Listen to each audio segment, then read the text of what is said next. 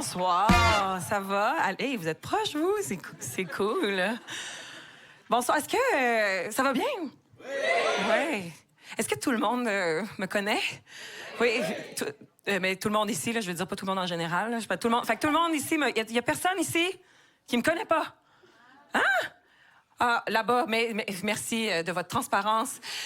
Non, mais je suis contente que la plupart des gens me connaissent parce que je réalise que je suis connue, pas connue. Là. En tournée, l'autre fois, on s'arrête pour prendre un café, puis dans la file, je passe à côté d'un monsieur qui dit à sa femme « Télé, télé, télé, télé, télé! »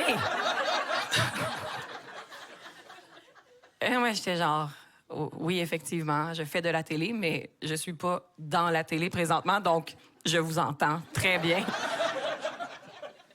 Télé, télé, télé. Merci, merci de rire. Ça fait du bien d'entendre vos rires. Je dois dire, j'étais pas certaine que vous alliez rire parce que j'ai un peu perdu l'habitude de pratiquer mon métier. Je recommence tranquillement à faire du stand-up parce que moi, je viens d'avoir un bébé. Applaudissez pas, j'en voulais pas. OK, c'est... J'en voulais pas. Ben non, j'en voulais plus. Tu sais, La vérité, c'est que dans mon dernier spectacle, je passais un bon 20 minutes, peut-être 30, en fait, genre 1 heure. L'essentiel du spectacle consistait à dire que je voulais pas d'enfant. Tu sais, c'était vraiment le cœur du spectacle. L'affaire, c'est que c'était pas tout à fait vrai. Moi, je trouvais que c'était moderne, là, tu sais, de dire « Ah, je veux pas d'enfant ». Tu sais, mon personnage de scène est vraiment plus progressiste que moi, OK? Et moi, j'étais genre « Non, je veux pas d'enfant », mais la vérité, c'est que j'étais pas certaine que j'en voulais. Et là, je dis ça en ce moment parce que je sais qu'éventuellement, ma fille va voir la captation là, de mon dernier spectacle, puis je veux pas que ça me coûte trop cher de thérapie, cet enfant-là. Fait que... non, mais pour de vrai, je pense que j'en voulais. J'en voulais. Et... je vous ai menti. Tu sais, c'est ça. Et l'affaire, ça me permet de vous dire, là, le fait que je vous ai menti en disant que je voulais pas d'enfant, ça me permet de vous dire que tous les humoristes vous mentent en passant, là.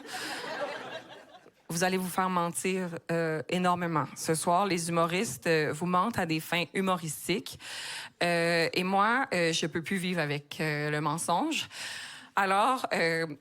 quand je disais que je voulais pas d'enfant sur scène, j'en étais pas à mon premier mensonge. Ce soir, j'aimerais avouer la vérité et revenir sur tous les mensonges que j'ai racontés sur scène depuis le début de ma carrière parce que je ne peux pas vivre avec le poids du mensonge. Alors, bon, dire que je voulais pas d'enfant, c'était un gros mensonge, mais un autre des gros mensonges que je véhicule, c'est que souvent dans mes spectacles, je dis que je suis féministe.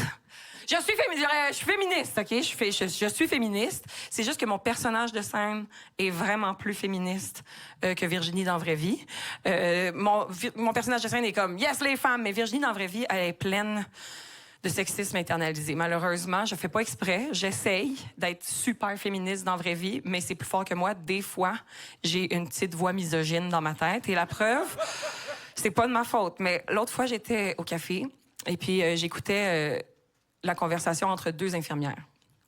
Et là, vous vous dites, voyons, il n'y a rien de sexiste là-dedans, Virginie. Non, c'est vrai, mais c'est que plus j'écoutais la conversation, plus je me rendais compte que ces 2 femmes-là étaient en fait chirurgiennes.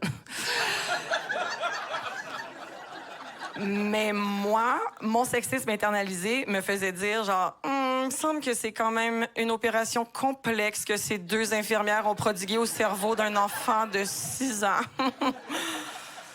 Sinon, un autre mensonge que j'ai véhiculé sur scène, dans mon premier spectacle, je disais que je détestais les milliardaires. Je passais un long moment à dire que les milliardaires étaient le problème de la société. Puis j'allais loin, là. J'étais violente, là. J'étais genre, on sait leur nom, on sait leur face, on pourrait faire quelque chose, tu sais. Mais c'était vraiment... Non, mais c'était presque violent. Mais maintenant, avec l'augmentation du coût de la vie, là, j'aimerais revenir sur mes paroles. Et qu'on m'amène un milliardaire que je le suce sur le champ. Je mentais. Je les adore. Ils sont super. D'ailleurs, non, mais c'est vrai, je veux dire, c'est sérieux, là. C'est vrai que le coût de la vie n'a pas de bon sens, là, ça augmente. Là. D'ailleurs, merci infiniment de vous déplacer encore pour du divertissement, puis merci de payer pour des spectacles, parce que je sais pas avec quel argent vous avez payé pour ça, ma gang de suceux de milliardaires, j'imagine. C'est fou, pareil, hein? C'est fou, la vie. Des fois, je me dis, oh mon Dieu, ça a commencé par des petits dessins sur le mur d'une caverne, OK? Et moi, maintenant, j'ai une hypothèque. Je suis genre, wow, où est allé le temps, là? Des petits dessins sur le mur d'une caverne. Et là, moi, je parle présentement dans un bâton électrifié au sujet de la... C'est fou, là, genre... Non, mais c'est... Des petits dessins sur le mur de la caverne. Et là, on avance, et il y a moi assis sur mon divan aujourd'hui en train de me commander des tapes à totons sur Amazon. Ça, des tapes à totons, en passant, pour les Français, ce sont des scotch à néné. des collants à nichons, quoi. Bref, c'est pour pouvoir faire semblant que mes toutons tiennent à la bonne place lorsque je porte une robe décolletée qui donne l'impression que je porte pas de soutien-gorge, mais que mes seins n'ont pas subi la gravité. Là, c'est à ça que ça sert. Des scotch à néné. Mais c'est fou, là, genre des petits dessins sur le mur de la caverne. Ensuite, on découvre l'héliocentrisme. Et là, mes seins sont collés. Tu sais, c'est...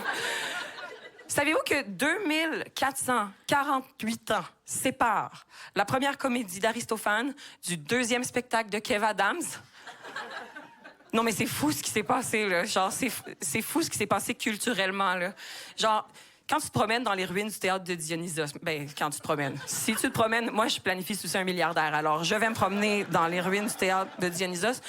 Mais lorsque tu te promènes dans les ruines du théâtre de Dionysos, tu peux te dire, waouh, c'est le berceau de la culture, il s'en est créé des grandes œuvres là-bas. Je sais pas si, dans 1000 ans, les touristes vont se promener dans les ruines des comédie clubs. Puis le guide touristique va dire genre, c'est ici qu'un jour, la grande Virginie Fortin a dit qu'on m'amène un milliardaire que je le suce sur le champ.